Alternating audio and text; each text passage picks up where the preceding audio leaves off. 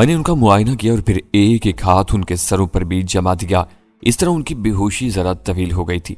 मैंने शैला की चीथड़े हो जाने वाली कमीज से उसका जिस्म साफ किया और अब उसे लेकर यहां से निकलना था।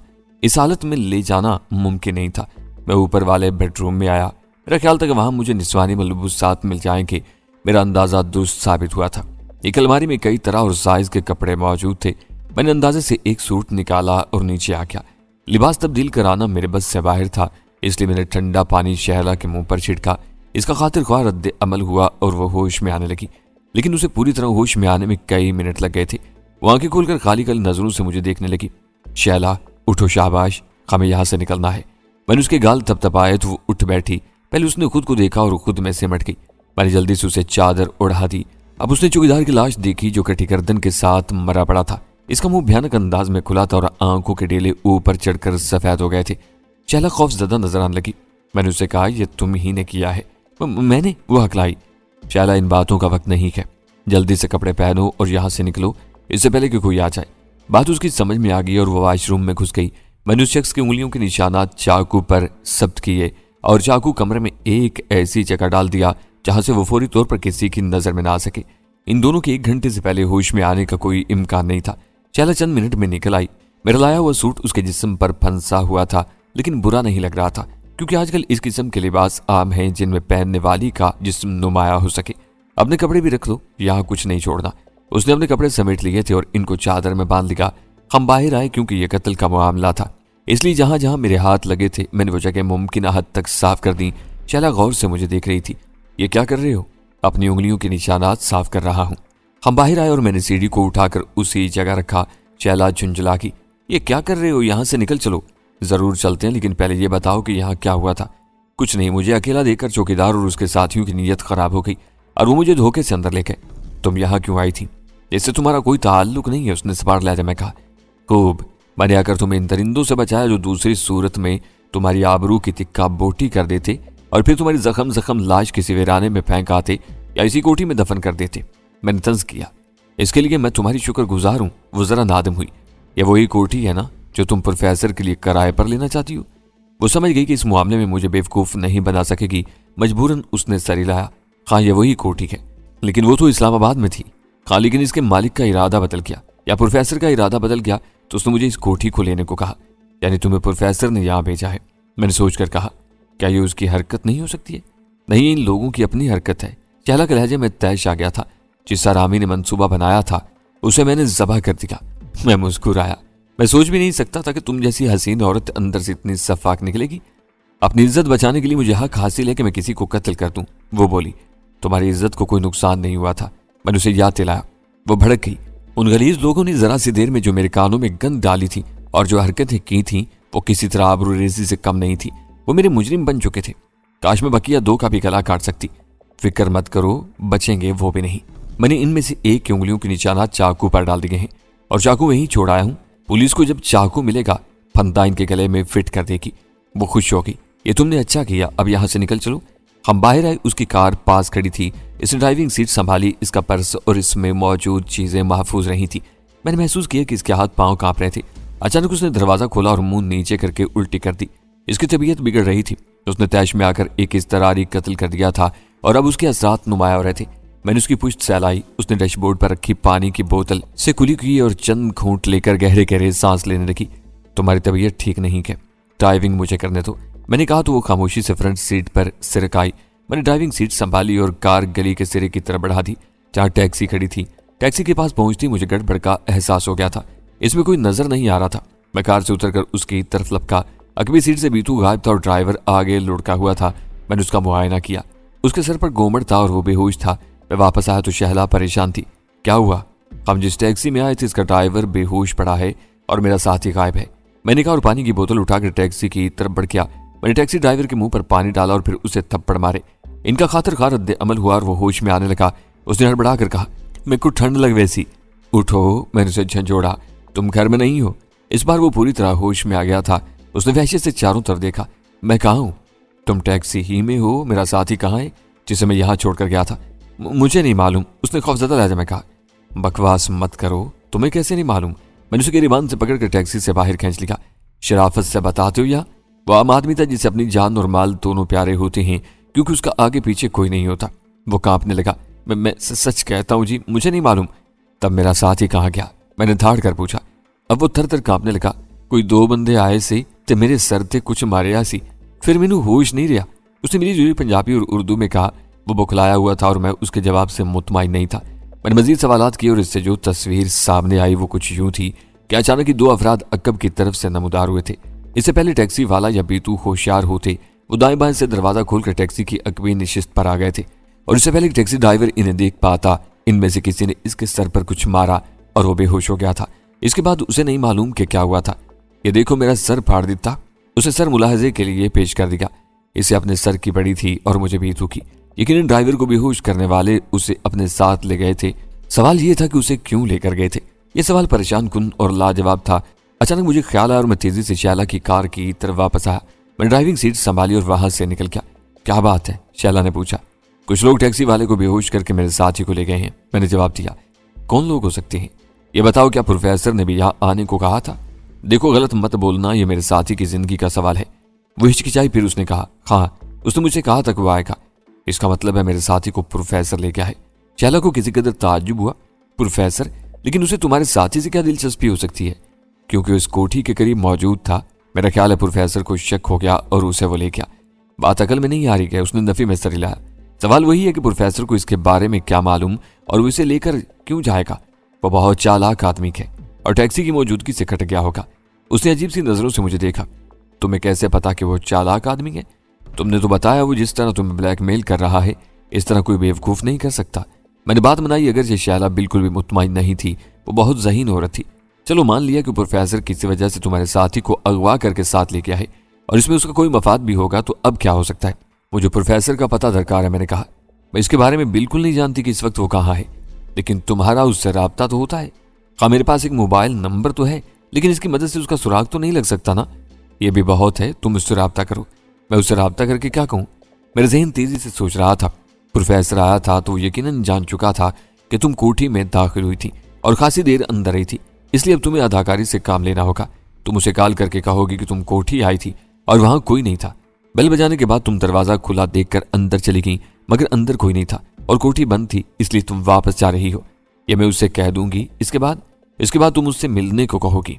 अगर उसने इनकार कर दिया तो क्या तुम उसे किसी तरह मजबूर नहीं कर सकती?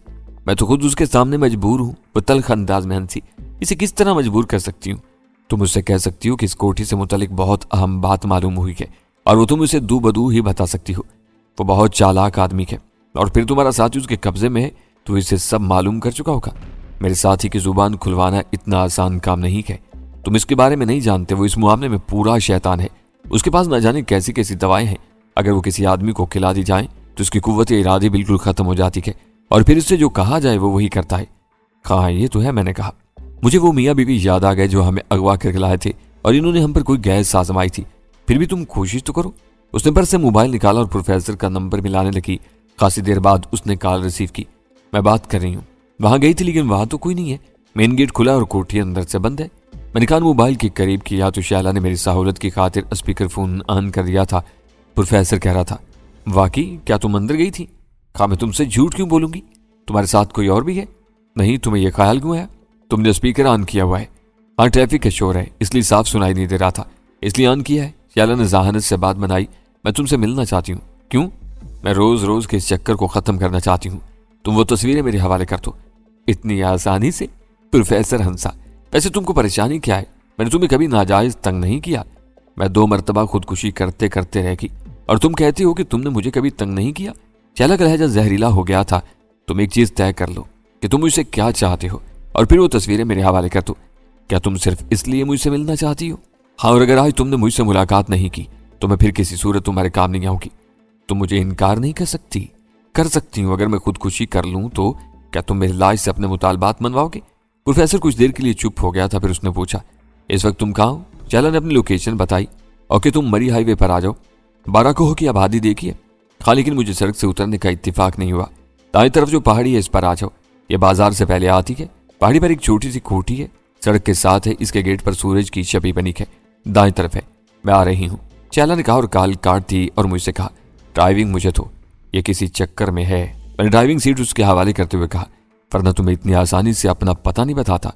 पहले तुम पता मालूम करना चाह रहे थे और जब उसने बता दिया तो शक कर रहे हो। वो उकताए हुए अंदाज में बोली और उसने कार आगे बढ़ा दी थी। वैसे तुम करना क्या चाहते हो? अगर मेरा साथी उसके पास है तो उसे छुड़ाना चाहूंगा, मैंने बेनियाजी से कहा, वरना इससे मुझे क्या मतलब हो सकता है? शहला ने मुझे शक से देखा लेकिन कुछ कहा नहीं। उसने कार की रफ्तार बढ़ा दी थी। गुज़िश्ता रात बारिश हुई थी और इसी वजह से नदीम का फोन खराब था।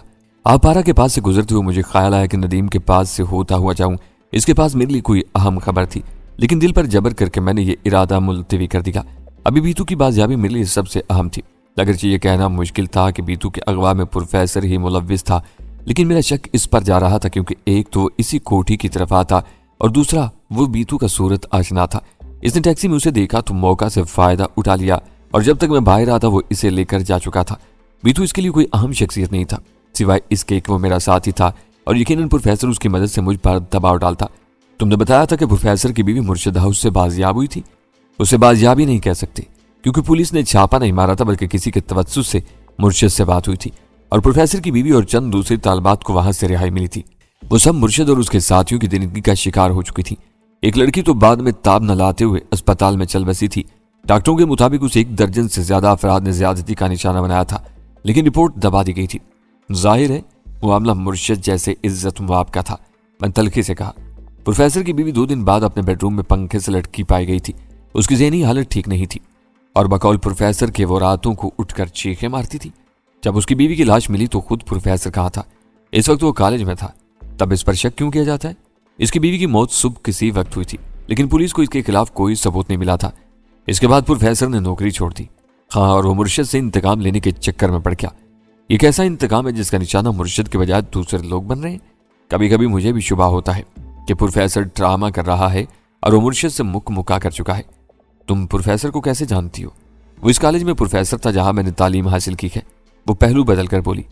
तुम्हारी तस्वीरें उसके हाथ कैसे लगी?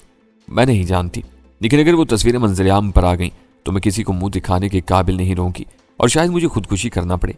वो रोहन से लहजे में बोली। कॉलेज के बाद भी प्रोफेसर से तुम्हारा ताल्लुक रहा था? नहीं, मैं तो उसकी स्टूडेंट भी नहीं थी। साइकोलॉजी मेरा मजमून नहीं था।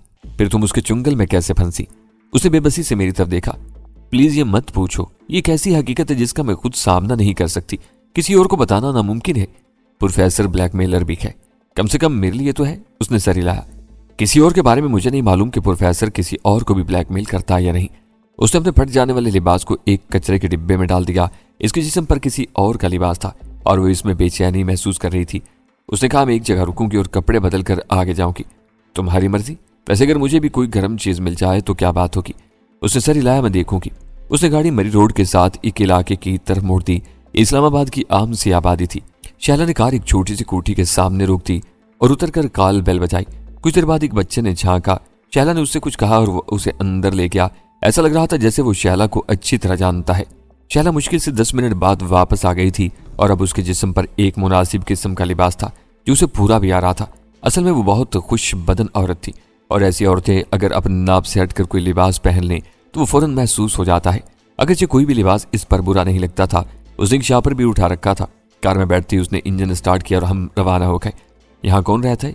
मेरी एक दोस्त है, कॉलेज के ज़माने की है और इत्तेफाक से हम दोनों का नाप एक ही है। मैं उसी का सूट पहन कर आई हूँ।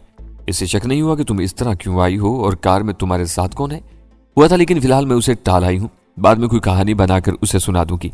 शैला ने कहा और एक कचरे दान के पास से गुजरते हुए 7 लाए शापर उसमें डाल दिया। सॉरी, तुम्हारे लिए मुझे कोई गर्म चीज नहीं मिल सकी। मेरा मुकद्दर। मैंने सर दाह भरी। शहबाज, उसने कुछ देर बाद कहा, मुझे यकीन नहीं आ रहा है कि तुम एक मामूली मिल वर्कर हो। इसमें यकीन न करने वाली कौन सी बात है? तुमने जिस होशियारी से मेरा ताक़ुब किया और फिर इस कोठी में घुसकर मुझे बचा लाए। मैंने एक आदमी को तुम्हारे सामने कत्ल कर दिया और तुमने उसका जरा सा असर भी नहीं लिया। ऐसा लग रहा था जैसे तुम्हारे लिए ये मामूल की बात हो। इसमें कौन सी खास बात है? मेरे वतन में कत्ल गारत के लिए आम हो गई है और मैं भी इस मुल्क का रहने वाला हूँ। फिर भी तुम्हारा अंदाज नॉर्मल था और तुमने कितने सुकून से मुझे संभाला, मेरे लिए लिबास तलाश करके लाए, फिर चाकू पर से मेरी उंगलियों के निशानात मिटाकर दूसरे आदमियों की उंगलियों के निशान डाले। जब हम बाहर निकले तब भी तुम्हें कोई चलती नहीं थी और तुमने इत्मीनान से मुझसे बात करने के बाद वहां से निकले थे। ऐसी कोई बात नहीं है। हाँ, तुम ये कह सकती हो कि मेरे आसाब मजबूत हैं। दूसरा, तुमने किसी भी मामले में पुलिस का नाम तक नहीं लिखा। तुम्हारा साथी गायब है और तुम खुद उसे छुड़ाने जा रहे हो। प्रोफेसर एक जराइम पेशा शख्स है और उसके पास बदमाशों की एक फौज है। तुम उससे किस तरह मुकाबला करोगे? वो बड़ी जहानत से सूरत हाल का तजिया कर रही थी। मैंने कहा, तुम्हारा मतलब है मुझे पुलिस के पास भागे भागे जाना चाहिए था? हाँ, इन हालात से पुलिस बेहतर तौर पर निमट सकती है। इसके बरक्स पुलिस इतनी देर कर देगी कि मेरे साथी के साथ कुछ भी हो सकता है। मैंने ये भी महसूस किया कि तुम्हें प्रोफेसर से बहुत दिलचस्पी है और तुम इस बारे में जानते भी हो। अगर ऐसा है तो इससे सूरत हाल पर क्या फर्क पड़ता है? मैंने सवाल लहजे में कहा, अगर तुम कुछ जानते हो तो मुझसे क्यों छुपा रहे हो? तुम भी मुझसे छुपा रही हो। मैंने तो इस बारे में तजस्सुस नहीं किया। मैंने कहा तो वो लाजवाब नजर आने लगी। सॉरी, शायद तुम्हें बुरा लगा। नहीं, लेकिन इस वक्त मैं अपने साथी के लिए परेशान हूं और किसी और मामले में नहीं पड़ना चाहता। भारा कहो कि आबादी करीब थी, मेरी देखी भाली थी और मैं कई बार यहाँ आ चुका था। इसलिए जब बाईं तरफ ऊपर पहाड़ी पर जाने वाली सड़क आई तो मैंने इससे कहा, मुझे यहाँ उतार दो। इसने कार रोक दी। क्यों? यहाँ से मैं खुद चला जाऊंगा। लोकेशन मैंने समझ ली है और अब तुम वापस जा सकती हो। उसने घूर कर मुझे देखा, लेकिन मैं प्रोफेसर से मिलना चाहती हूँ। इन हालात में तुम्हारी उससे मुलाकात अच्छी नहीं होगी। मुमकिन है वहाँ कोई हंगामा हो और तुम बिला वजह इसमें मुलविस हो जाओ। हंगामे का सुनकर वो किसी कदर सहम गई थी। उसने सर हिलाया। ठीक है, मैं वापस चली जाती हूँ। 1 मिनट, मुझे प्रोफेसर का नंबर दे दो, मैंने कहा। वो हिचकिचाई। वो मुनासिब नहीं होगा। अगर प्रोफेसर को शक हो गया तो मैं मुश्किल में पड़ जाऊंगी। तुम फिक्र मत करो, तुम्हारा नाम कहीं नहीं आएगा, ये मेरा वादा है। वो कुछ देर मुझे देखती रही, फिर सर्द आह भरकर बोली, मैंने खुद से अहद किया था कि मर्द जात पर कभी भरोसा नहीं करूंगी, लेकिन तुमने मेरी इज्जत और जान बचाई है, इसलिए मैं तुम पर भरोसा करूंगी। अल्लाह ने चाहा तो तुम्हें इस पर अफसोस कभी नहीं होगा, मैंने कहा। उसने एक चिट पर प्रोफेसर का नंबर लिखकर मुझे दे दिया और कार वापसी के लिए मोड़ ली। इसके जाने के बाद मैं ऊपर की तरफ जाने के बजाय पहले बाजार की तरफ बढ़ गया। 10 बज रहे थे और बाजार खुल गया था। मुझे कपड़ों की तलाश थी और इसके लिए मुझे खासा आगे जाना पड़ा था। एक शॉपिंग सेंटर था जो सिर्फ कपड़ों के लिए मखसूस था। ज्यादातर बचकाना और जनाना कपड़ों की दुकानें थी, लेकिन कुछ शॉप्स पर मर्दाना कपड़े भी दस्तयाब थे। मैंने काम सी पतलून और कमीज ली, इसके साथ एक जैकेट ली। मेरे पैरों में चप्पल थी। एक शूज शॉप से जूते लिए और वहीं पहन लिए। जूते मैंने ऐसे लिए थे जिनमें मुझे भाग दौड़ में दुश्वारी ना हो। शहला की दी हुई रकम काम आ रही थी। एक पीसीओ से मैंने नदीम को कॉल करने की कोशिश की, लेकिन इसका नंबर बदस्तूर खराबी का शिकार था। लाइन में शोर बहुत आ रहा था। उसके घर की तरफ न जाने में एक रुकावट मेरे दुश्मन भी थे। मुझे खासी हद तक यकीन था कि मेरी वापसी के बारे में जानकर इन्होंने नदीम के घर की निगरानी शुरू कर दी होगी। मैं वहां जाता और पकड़ा जाता या वो पुलिस को इतला कर देते। दोनों सूरतों में मैं मुश्किल में पड़ जाता। इस वजह से मैं नदीम से फोन पर राब्ता करने की कोशिश कर रहा था। इस वक्त मैंने खुद को कमजोर महसूस किया। मेरे दस्तों बाजू वसीम और सफीर मुझसे दूर थे। बीतू गायब था और इम्कान ये था कि दुश्मन के कब्जे में था। मैं अकेला फिर रहा था। सड़क पर चलते हुए मेरा जहन सोचों में इतना गुम था कि कई बार मैं गाड़ी के सामने आते आते बचा। ड्राइवरों ने सर निकालकर मुझे बातें सुनाई थी। फिर मैंने खुद को संभाल लिया और सोचों को जहन से झटक दिया। एक जगह एक शख्स धारीदार और खानों वाली गर्म चादरें बेच रहा था, जैसा कि निचले तबके के लोग पहनते हैं।